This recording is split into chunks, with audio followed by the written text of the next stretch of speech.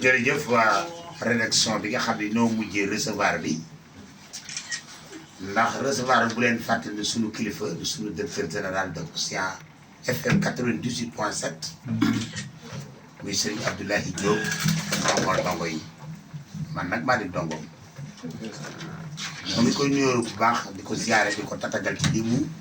initié def weer wu dee mu wettili Océan FM defal ko auditeurs yi ak auditrices yi ngir bëgg ñuy wettili ko jànkati xasida yi leen ku baax ki doon wettili ko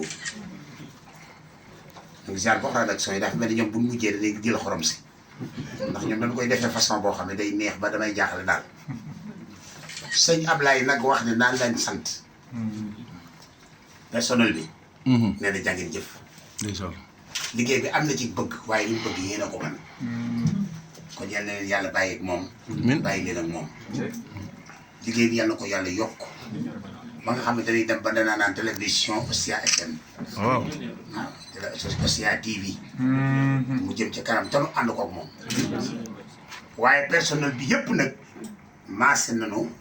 defal la mention spéciale sa mandargal ko suñu directeur bi dana laa gi nii taxaw Abdoulaye Diop ma dina seeral bala ma wax li mu lay wax nit ku neex a liggéeyal la ndax moom jàppewuñu ku mu yilif daf noo jàppee jëmmi boppam sànq bi ni xéwal xam nga ko noo ànd ak moom xéwlu noo naan la nooy ndox noo tàppaloo la bi ngay jàng mooy awandoon moom ndax moom murit la personnel bi da ko fi teg parce que métier la mu jàng ba qualifié ki am ci ay diplôme ñu jël ko muy liggéey waaye doxewul foofu ak taalibe lay doxee te loolu moo waral jotaay bii kon nag na nga koy ñaan na nga ko ñaanal bu baax ci xasida yi mu yokk bu yokkee rek ñu yokk ñun ñëpp waaye nee na jërëjëf sëñ mandaat ci disponibilité bi léegi fii dégg naa nga wax nit ni ko mënumaa jàngee loolu mënumaa tax a déplacé te sax dafa xat maa ngi dégg yaa ngi koy wax nit léegi te lim bi mu la wax ah am na jànkat yoo xam ne boo leen ci woon bu ñu jógee ko war a ñëw kon loolu firndeel ci na jànkat yu mag yi nga bokk am sa benn heure kenn mënu koo jënd